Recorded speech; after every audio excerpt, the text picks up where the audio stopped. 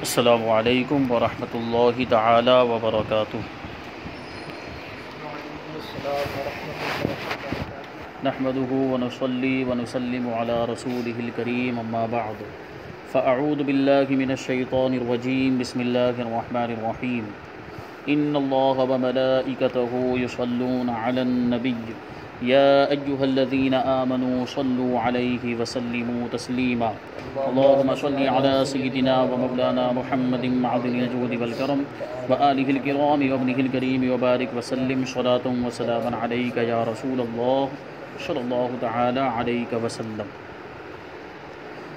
یہاں سے نماز کے شرائط اور فرائض کا بیان شروع ہو رہا ہے۔ وہ شرائط یہ شرط کی جمع ہے اور فرائض یہ فرض کی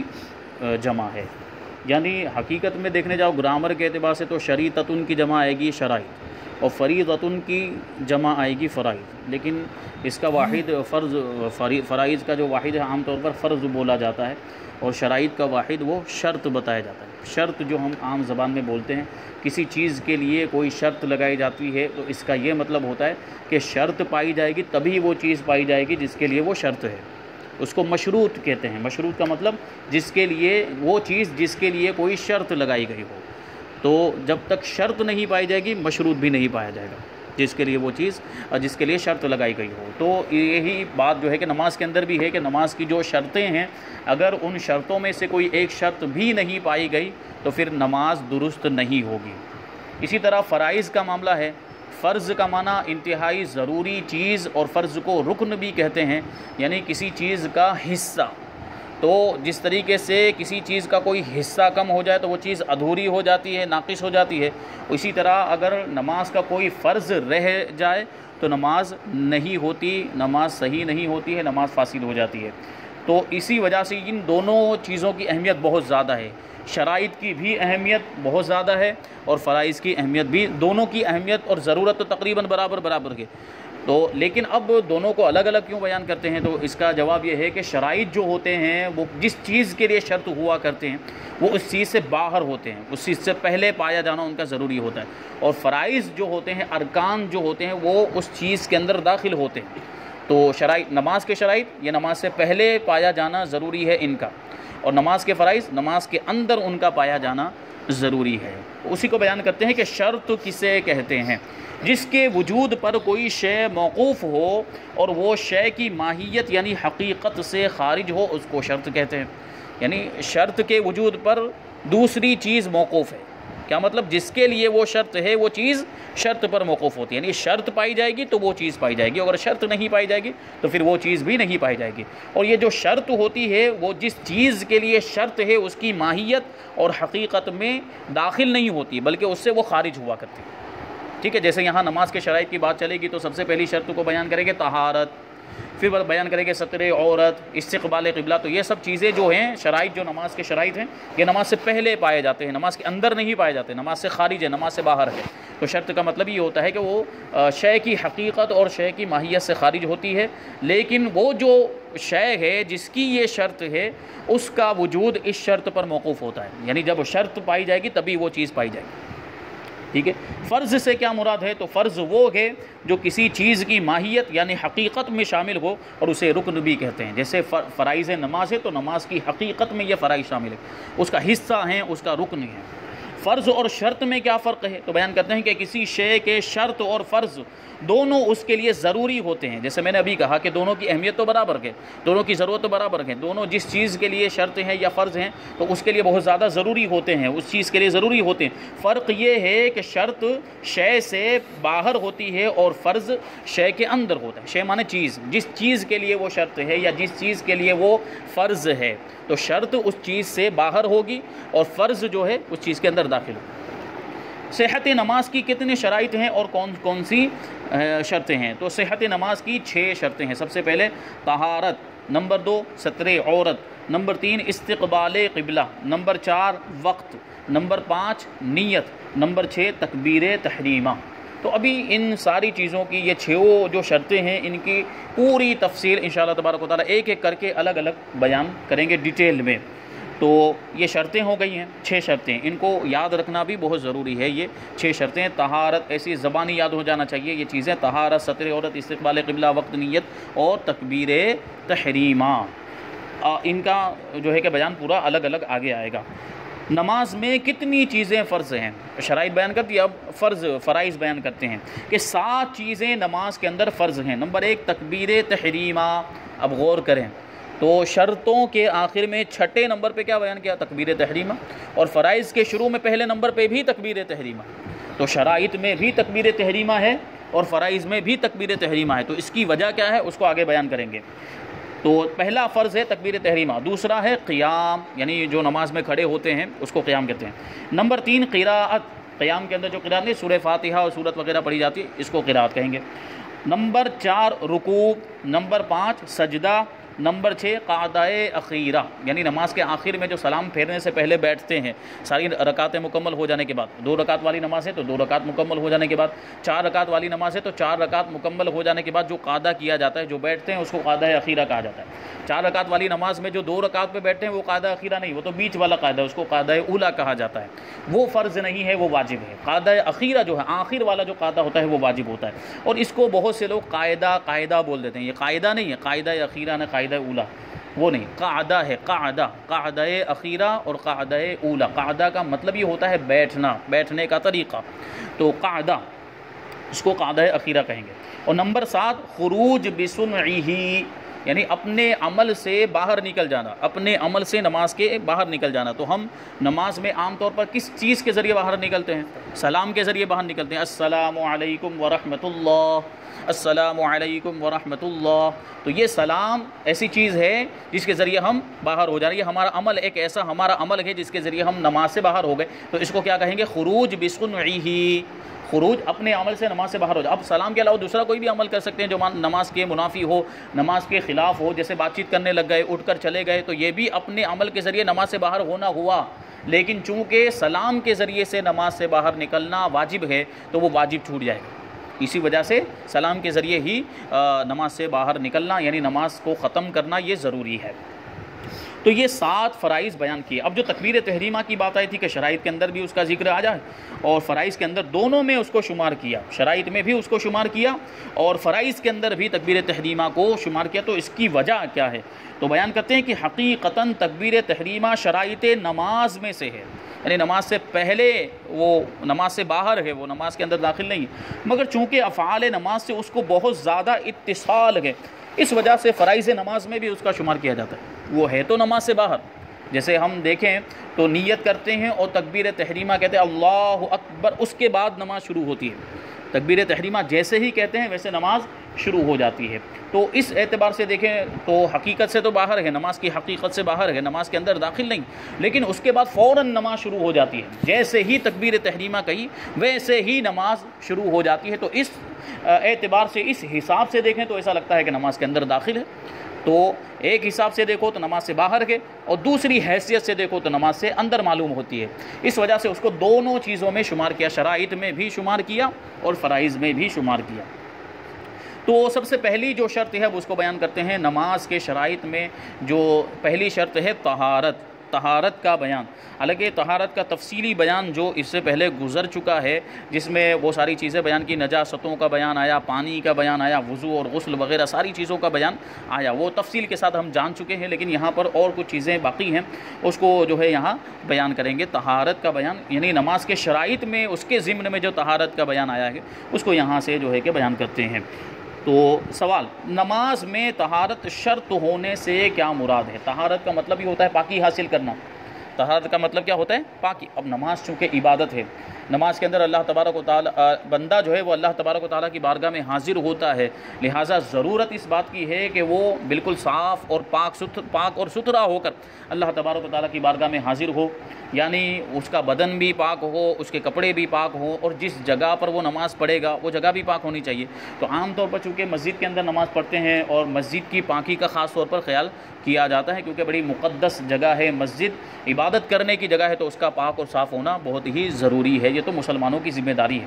تو طہارت سے مراد نمازی کے بدن کا نجاست حکمیہ اور حقیقیہ قدر مانع سے پاک ہونا، سب سے پہلے بدن کی بات کریں کہ نمازی کا بدن نجاست حکمیہ سے بھی پاک ہو اور نجاست حقیقیہ سے بھی پاک ہو۔ نجاست حکمیہ یعنی بے وضو ہونا اور بے غسل ہونا، یعنی وہ باوضو ہو اور غسل بھی اس پر واجب نہ ہو، اگر واجب ہوا ہو تو غسل کر لے تو یہ نجاست حکمیہ کہلاتی ہے۔ ناپاک ہونا یا بے وضو ہونا اس کو نجاست حکمیہ کہتے ہیں، تو یہ بھی نہ ہو، اور نجاست حقیقیہ بھی اس کے بدن پر نہ ہو۔ نجاست حقیقیہ جو پورا تفصیل سے پیچھے بیان آیا نجاستوں کا، نجاست غلیظہ، نجاست خفیفہ، جو ساری تفصیل پیچھے آئی، تو وہ نجاست بھی بدن کے اوپر لگی ہوئی نہیں ہونی چاہیے، قدر مانع یعنی اتنی مقدار میں لگی ہوئی نہیں ہونی چاہیے جو نماز کے جواز سے روکنے والی ہے، یعنی جس کے ہوتے ہوئے نماز نہیں ہو سکتی۔ وہ کیا ہے؟ وہ مقدار کتنی ہے؟ نجاست غلیظہ 1 درہم سے زیادہ لگی ہوئی ہو، اور اسی نجاست کے ساتھ اگر نماز پڑھ لی تو نماز نہیں ہوگی، اور بالکل 1 درہم کے برابر لگی ہوئی ہو تو اس کو پاک کرنا واجب ہے، اور 1 درہم سے کم لگی ہے تو سنت ہے، نماز تو ہو جائے گی لیکن اس کو بھی دھو لینا ضروری ہے، اس کو بھی دور کر دینا ایک اعتبار سے بہتر ہے۔ اور نجاست تو قدر مانے اس کو بتا دیا، لیکن نجاست خفیفہ میں جو قدر مانے ہے یعنی روکنے والی، نماز کے جواز سے روکنے والی مقدار کیا ہے؟ وہ جس حصے پر لگی ہے کپڑے یا بدن کے جس حصے پر لگی ہے اس حصے کے چوتھائی سے کم لگی ہوئی ہے تو نماز ہو جائے گی، لیکن چوتھائی حصے سے 1/4 سے زیادہ لگی ہوئی ہے تو نماز نہیں ہوگی، نجاست خفیفہ بھی۔ تو بدن کے بارے میں بتایا کہ یہ بدن بھی نجاست حکمیہ اور حقیقیہ قدر مانے سے پاک ہو، نیز اس کے کپڑے اور اس جگہ کا جس پر نماز پڑھے نجاست حقیقیہ قدر مانے سے پاک ہونا۔ اب وہ جو کپڑا ہے جو پہنے ہوئے ہے، اسی طریقے سے وہ جگہ جس پر وہ نماز پڑھ رہا ہے تو اس میں تو نجاست حکمیہ کا تصور ہی نہیں ہے، وہ کہاں بے وضو ہوگا؟ جو کپڑا ہے، کپڑا تو بے وضو نہیں ہو سکتا، انسان بے وضو ہوتا ہے۔ اسی طرح جس جگہ پہ نماز پڑھ رہا ہے تو وہ کیسے بے غسل یا بے وضو ہو سکتی ہے؟ تو وہاں نجاست حکمیہ کا تصور نہیں ہے، تو وہاں نجاست حقیقیہ ہی کی بات کہی جائے گی کہ وہاں لگ سکتی ہے تو نجاست حقیقیہ لگ سکتی ہے، جو نجاست غلیظہ ہے یا خفیفہ، پیشاب پاخانہ وغیرہ وہ لگا ہوا ہے اور وہ قدر مانے لگا ہوا ہے تو اس کے ہوتے ہوئے وہاں نماز نہیں پڑھ سکتے جس جگہ پر لگا ہوا ہے، یا جس کپڑے پر وہ نجاست لگی ہوئی ہے اور قدر مانے یعنی روکنے والی مقدار، یعنی نماز کے جواز سے روکنے والی کہ جس کے ہوتے ہوئے نماز نہیں ہو سکتی، اتنی مقدار میں نجاست کپڑے پر لگی ہوئی ہے، ان کپڑوں پر جو کپڑے پہنے ہوئے ہیں، برابر۔ اگر کوئی دوسرا کپڑا سائیڈ میں پڑا ہوا ہے اور اس پہ لگی ہوئی ہے تو اس سے فرق نہیں پڑے گا، جبکہ اس کے اوپر نماز نہیں پڑھ رہا ہے، ٹھیک ہے۔ جو کپڑے پہنے ہوئے ہیں، پہنا ہوا جو جس کو لباس کو پہنا ہوا کہا جائے اس پر اگر نجاست لگی ہوئی ہے جس کو لباس کہا جائے اور وہ قدر مانے لگی ہوئی ہے تو اس سے نماز نہیں ہوگی، تو کپڑے کا پاک ہونا بھی ضروری ہے اور اس جگہ کا پاک ہونا بھی ضروری ہے جس پر نماز پڑھیں۔ شرط نماز کس قدر نجاست سے پاک ہونا ہے، یعنی کتنی نجاست نہیں لگی ہوئی ہونی چاہیے، تو اس کو بیان کرتے ہیں شرط نماز اس قدر نجاست سے پاک ہونا ہے کہ بغیر پاک کیے نماز ہوگی ہی نہیں۔ مثلا وہ جو ابھی اوپر تفصیل بیان کی اسی کو یہاں بیان کرتے ہیں۔ مثلا نجاست غلیظہ درہم سے زائد اور نجاست خفیفہ کپڑے یا بدن کے اس حصے کی چوتھائی سے زیادہ جس میں وہ لگی ہوئی ہے، اس کا نام قدر مانع ہے۔ قدر مانع یعنی روکنے والی مقدار، نماز کے جواز سے روکنے والی مقدار۔ اور نجاست غلیظہ 1 درہم کے برابر ہے تو زائل کرنا واجب ہے، اور اگر اس سے کم ہے تو اس کا زائل کرنا یعنی اس کو دور کرنا سنت ہے، جو بار بار ہم سن چکے ہیں۔ آگے سوال ہے کہ نماز کی جگہ کا پاک ہونا ضروری ہے، اور اس سے کون سی جگہ مراد ہے؟ جو اوپر بیان کیا کہ کپڑے کا پاک ہونا اور اس جگہ کا پاک ہونا جہاں پہ نماز پڑھتے ہیں، تو نماز کی جگہ کا پاک ہونا اس سے کیا مراد ہے، اس کا مطلب کیا ہے؟ تو بتاتے ہیں کہ نماز کی جگہ میں ہاتھ، پاؤں، پیشانی اور ناک رکھنے کی جگہ کا نماز پڑھنے میں پاک ہونا ضروری ہے، کیونکہ ہم سجدہ کرتے ہیں تو زیادہ سے زیادہ جو جسم کے اعضاء جو لگتے ہیں زمین پر وہ کون سی حالت میں لگتے ہیں؟ نماز کی سجدے کی حالت میں لگتے ہیں۔ اگر ہم قیام کی حالت میں تو صرف پاؤں لگے ہوئے ہیں، اگر ہم رکوع کی حالت میں جب بھی پاؤں لگے ہوئے ہیں، اگر قاعدے میں بیٹھے ہوئے ہیں تو پاؤں کے ساتھ ساتھ گھٹنے بھی لگے ہوئے ہوتے ہیں اور پنڈلی بھی لگی ہوئی رہتی ہے، یعنی گھٹنے اور پاؤں کے درمیان، پنجوں کے درمیان کا جو حصہ ہے اس کو پنڈلی کہیں گے۔ لیکن زیادہ سے زیادہ اعضاء اور جسم کے حصے نماز کی کون سی حالت میں لگتے ہیں؟ سجدے کی حالت میں، تو اسی کو بیان کرتے ہیں کہ سجدے کی حالت میں ہاتھ بھی زمین پر لگے ہوئے ہوتے ہیں، پاؤں بھی، پیشانی بھی اور ناک بھی لگی ہوئی رہتی ہے، گھٹنے بھی لگے ہوئے تو یعنی پاؤں کے اندر گھٹنے بھی آ گئے، تو یہ ساری جگہوں کا نماز کی حالت میں پاک ہونا ضروری، یعنی ان جگہوں میں نجاست نہیں ہونی چاہیے، ٹھیک ہے۔ باقی جگہ اگر نجاست ہو تو نماز میں حرج نہیں، ہاں نماز میں نجاست کے قرب سے بچنا چاہیے، نجاست کی نزدیکی سے بچنا چاہیے۔ اگر کوئی مجبوری ہے، مان لیجئے کہ جو سر رکھنے کی جگہ ہوتی ہے سجدے میں اور جو گھٹنے رکھنے کی جگہ ہوتی ہے اس کے بیچ میں کچھ جگہ خالی ہوتی ہے، اگر مجبوری کی صورت میں وہاں کوئی نجاست ہے اور دوسری کوئی جگہ نہیں ہے، دوسری جگہ میں اس سے زیادہ نجاست لگی ہوئی ہے مثال کے طور پر، تو اب ظاہر سی بات ہے وہاں نماز پڑھنے کی اس کو اجازت ہوگی، جبکہ یہ ناک اور پیشانی نجاست پہ نہ پڑتی ہو، گھٹنے اور پاؤں نجاست پہ نہ پڑتی ہوں، ٹھیک ہے۔ تو یہ اگر کوئی مجبوری کی صورت ہو، اگر پاک جگہ موجود ہے، یہاں بھلے نجاست موجود ہے لیکن اس کے علاوہ دوسری جگہ اس کے بغل میں پاک جگہ ہے، وہاں کوئی نجاست نہیں ہے، تو پھر تو ضروری ہوگا کہ وہیں جا کے نجاست پڑھے، نماز پڑھے، اس نجاست کی جگہ پہ نہ پڑھے، وہ جو نجاست سے پاک جگہ ہے وہاں پر جا کر وہ نماز پڑھیں۔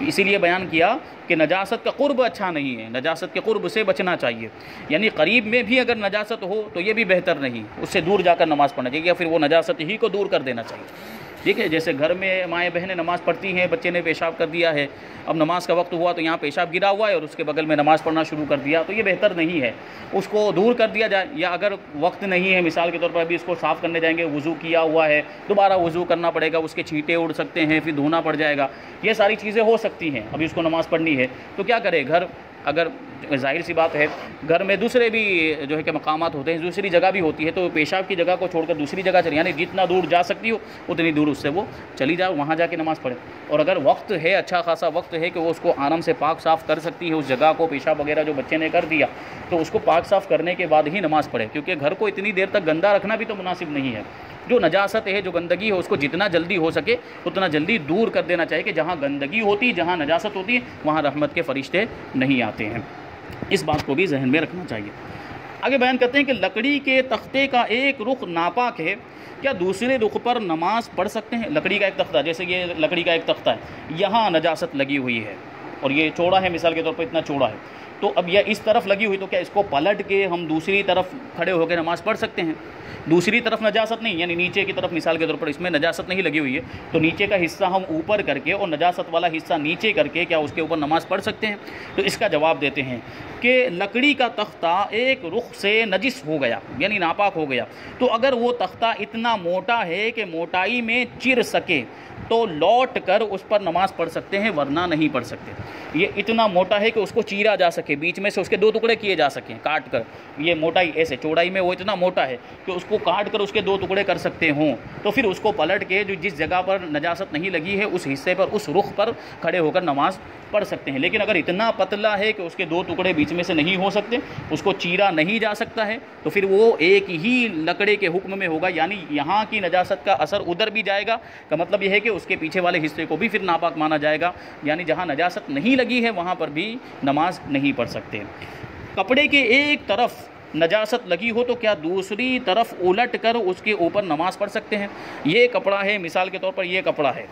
یہاں نجاست لگی ہوئی ہے، تو کیا ایسے پلٹ کر یہاں کھڑے ہو کے نماز پڑھ سکتے ہیں؟ کپڑے کے پیچھے والے حصے پر، وہاں تو نجاست نہیں لگی ہے، تو اس کے بارے میں بیان کرتا ہے۔ اگر یہ پتلا کپڑا، اتنا پتلا کپڑا ہے تو ظاہر سی بات ہے یہاں لگے گی تو یہاں بھی تو دکھے گی نجاست، ٹھیک ہے، لیکن یہ بات چل رہی ہے موٹے کپڑے کی۔ بتاتے ہیں کسی کپڑے میں نجاست لگی اور وہ نجاست اسی طرف رہ گئی، جہاں لگی ہے اسی طرف رہ گئی، دوسری طرف نہیں پہنچی، دوسری جانب اس کا اثر نہیں گیا ہے، تو اس کو لوٹ کر دوسری طرف جدھر نجاست نہیں لگی ہے نماز نہیں پڑھ سکتے۔ اثر چلا گیا تو کوئی سوال ہی پیدا نہیں ہوتا ہے، اثر نہیں گیا ہے تب بھی نماز نہیں پڑھ سکتے ہیں، یہ بات ذہن میں رہے، اگرچہ کتنا ہی موٹا کپڑا ہو، مگر جب کہ وہ نجاست مواضع سجود سے الگ ہو، یعنی جس کپڑے کے اوپر نجاست لگی ہے، تو ابھی جو بات بتائی، پیشانی لگتی ہے سجدے میں، ناک لگتی، گھٹنے اور پاؤں لگتے ہیں، وہ کپڑے میں اتنی جگہ پر نجاست نہیں ہے تب پڑھ سکتے ہیں، یعنی یہ جگہ، یہ جو اعضاء ہیں وہ نجاست کے اوپر نہیں پڑھتے، نجاست کے علاوہ دوسری جگہ پر پڑھتے ہیں، تو نماز پڑھ سکتے ہیں مجبوری کی صورت میں، برابر۔ تو اگرچہ کتنا ہی موٹا کپڑا ہو، اس کے ایک طرف نجاست لگ گئی ہے اور دوسری طرف نماز نہیں پڑھ سکتے۔ اب یہاں وہ چیرنا اور وہ سب تفصیل نہیں ہے، وہ لکڑے کے اندر، وہ تختے کے اندر ہے، یا ایسی چیز جس کو چیرا جا سکتا ہو اس کے اندر ہے۔ آگے بیان کرتے ہیں کہ مذکورہ صورت میں اگر کپڑا دو تہہ والا ہو تو کیا حکم ہے؟ کبھی کبھی لیئر ہوتے ہیں نا، کپڑے کے اندر دو تہہ ہوتی ہے، ایک کپڑا ہے مثال کے طور پر یہ ایک کپڑا ہے اور اس کے نیچے دوسرا ہے، استر ہے یا کوئی دوسرا کپڑا جو ہے اس کے ساتھ ہے، تو اب اگر ایک حصے پر کپڑے کی ایک جگہ جو ہے کہ ایک طرف جو ہے کہ ابھی نجاست لگ گئی اور نیچے اس کے دوسرا کپڑا ہے اس میں نجاست نہیں لگی ہوئی اور نجاست کا اثر بھی نہیں آیا، تو تو کیا وہ دوسرا وہ جو نیچے والا کپڑا ہے اس کو پلٹ کے اس کے اوپر نماز پڑھ سکتے ہیں؟ تو اس کا جواب دیتے ہیں کہ جو کپڑا 2 تہہ کا ہو، اگر اس کی ایک تہہ نجس ہو جائے، ایک لیئر جو اس کی ہے وہ ناپاک ہو جائے، تو اگر دونوں کو ملا کر سی لیا گیا ہو، دونوں کو ملا کر سی لیے گئے ہوں تو دوسری تہہ پر نماز جائز نہیں، اور اگر سلے ہوئے نہ ہوں تو جائز ہے۔ کپڑے دونوں الگ الگ، سلے ہوئے ہیں تو پھر ایک کپڑے کے حکم میں ہو جاتے ہیں۔ جیسے مثال کے طور پر استر والا کپڑا جو پہنا جاتا ہے تو اس کو یہ نہیں کہتے ہیں کہ 2 کپڑے ہیں، وہ ملا کر ایک ہی کپڑا مانا جاتا ہے۔ تو ایسی صورت میں اگر وہ سلا ہوا ہے تو دوسری جانب نماز نہیں پڑھ سکتے، سلا ہوا نہیں، دونوں الگ الگ کپڑے ہیں تو پھر دوسری جانب نماز پڑھ سکتے ہیں، جبکہ نجاست کا اثر اس دوسرے کپڑے میں نہ آیا ہو، دوسری طرف نہ آیا ہو۔ اگر اثر آ گیا ہو اور وہ مواضع سجود میں وہ نجاست آ رہی ہے تو پھر نماز نہیں ہوگی۔ آگے بیان کرتے ہیں کہ جو زمین گوبر سے لیسی گئی ہو اور سوکھ گئی ہو تو اس پر نماز جائز ہے یا نہیں، کیا اس پر کپڑا بچھا کر نماز پڑھ سکتے ہیں؟ تو بیان کرتے ہیں کہ جو زمین گوبر سے لیسی گئی ہو، گوبر کبھی جو ہے کہ اس پر لیپ لگاتے ہیں گوبر کا، یا کبھی جو اپلے ہوتے ہیں وہ دیوار پر یا کوئی دوسری جگہ پر لگا دیتے ہیں زمین پر، تو جو زمین گوبر سے لیسی گئی اگر سوکھ گئی ہو، اگرچہ سوکھ گئی ہو، اس پر نماز جائز نہیں ہے کیونکہ گوبر ناپاک ہے۔ ہاں اگر وہ سوکھ گئی اور اس پر کوئی موٹا کپڑا بچھا لیا تو اس کپڑے پر نماز پڑھ سکتے ہیں۔ موٹا کپڑے سے مراد کیا ہے کہ اس کو بچھانے کی صورت میں نجاست کا اثر بالکل محسوس نہ ہوتا ہو، یعنی نجاست کی بدبو نہ آتی ہو اور نجاست کا کوئی دوسرا اثر بھی محسوس نہ ہوتا ہو، تو ایسی صورت میں ایسا کپڑا، موٹا کپڑا بچھا کر، جیسے یہ چٹائی ہے، اگر زمین کے اوپر گوبر ہے اور وہ سوکھ گیا، وہ چٹائی کو اس کے اوپر بچھا دیا تو اب ایسی صورت میں اس کی بدبو نہیں آئے گی، یا کوئی اور موٹا کپڑا بچھا دیا تو اس صورت میں بھی وہ بدبو نہیں آئے گی، تو اس پر پڑھنے کی اجازت ہوگی۔ لیکن اگر اتنا پتلا کپڑا ہے کہ اس میں سے وہ گوبر کی بدبو آئے گی یا جو نجاست ہے اس کی بدبو آئے گی یا اس کا اثر محسوس ہوگا، تو ایسی صورت میں اس پر نماز پڑھنے کی اجازت نہیں ہوگی۔ یہ طہارت کا بیان یہاں پر مکمل ہوا۔ اب اس کے بعد انشاءاللہ تبارک و تعالیٰ ستر عورت کا بیان کریں گے، یعنی وہ حصہ آدمی کا، مرد کا اور عورت کا اتنا حصہ جس کا نماز کے اندر چھپانا بہت زیادہ ضروری ہے، اس کو انشاءاللہ تبارک و تعالیٰ تفصیل سے بیان کریں گے۔ اللہ تبارک و تعالیٰ ہم سب کو عمل کی توفیق عطا فرمائے۔ وما علینا الا البلاغ۔ السلام علیکم۔